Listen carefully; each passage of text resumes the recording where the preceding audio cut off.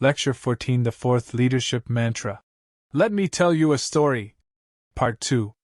3. Storytelling through rituals.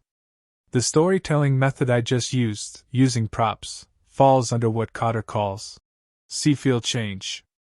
Now I will introduce two other special ways of storytelling.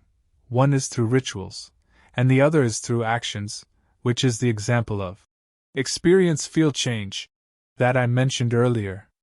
Storytelling through rituals means turning the story into a ritual. Many companies, when new employees join, take them through some rituals, which is storytelling through rituals. What are the benefits of storytelling through rituals? Let's review again. What are the two key elements of leadership stories? That's right, it's imagery and distance. Rituals make the story come alive, more vivid, and more importantly, rituals make you, the listener, also come alive, making you a part of the story and bringing you closer to the story. This way, you are not just a spectator, but also an experiencer, allowing your emotions to be impacted even more deeply. Regarding storytelling through rituals, I have a suggestion. The ritual should not be too simple. If the ritual is too simple, it won't be vivid enough, and the participants won't experience it deeply enough, which means the emotional impact won't be strong enough.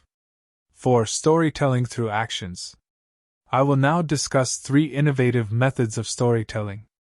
I have already covered 2, storytelling through props and storytelling through rituals. The third method, which is the most impactful, is storytelling through actions.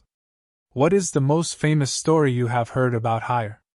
I have asked this question to many people, and most of them answer smashing refrigerators. This action, smashing refrigerators, is how Jean Roumin told the story through actions. What is the difference between storytelling through rituals and storytelling through actions? Storytelling through rituals involves repeating a previous story through a ritual that everyone has done before. Storytelling through actions involves creating a new story through dramatic actions, and allowing you to participate in the action, giving you a more shocking experience, making the story more vivid, and bringing you closer to it emotionally. In the previous lecture, I mentioned 4 types of leadership stories. Who am I? Stories. Who are we? Stories. Where are we going? Stories. And why do we need to change? Stories. I gave examples for the first 3, but not for the 4th. I will give an example now. Smashing refrigerators is a typical "why do we need to change?" story. This example is also a typical example of storytelling through actions, so I am discussing it in this lecture. Jean Roumin wanted to tell a story about why they needed to change. It was because their refrigerator quality was too poor. We not only witnessed this, but also experienced it through action. For hire employees who watched the refrigerators being smashed, this was feel change. For those who actually smashed the refrigerators, it was feel change. For everyone, it was a very vivid and close-up story.